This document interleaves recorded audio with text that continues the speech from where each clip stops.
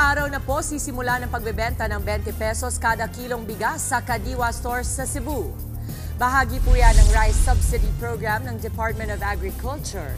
Nauna nang sinabi ng DA na sisimulan nito sa Visayas ngayong Mayo 1 bago buksan sa mga Kadiwa Stores sa Metro Manila at iba pang mga probinsya bukas. Limitado lang daw ang pagbebenta nito sa mga indigent families, pati na rin sa mga senior citizen, solo parent at PWD. Pero nilinaw ng palasyo na lahat daw ng residente ay maaaring bumili ng 20 pesos na bigas sa pilot rollout ng programa. Sa kabila niyan, hanggang 10 kilong bigas lang po ang pwedeng bilhin ng kada pamilya sa isang linggo. Mga kapatid, Dimples Romana po, kumpletuhin ang inyong umaga ng mga kwentong puno ng inspirasyon. Salubungin po ang bawat araw ng may ngiti at pag-asa.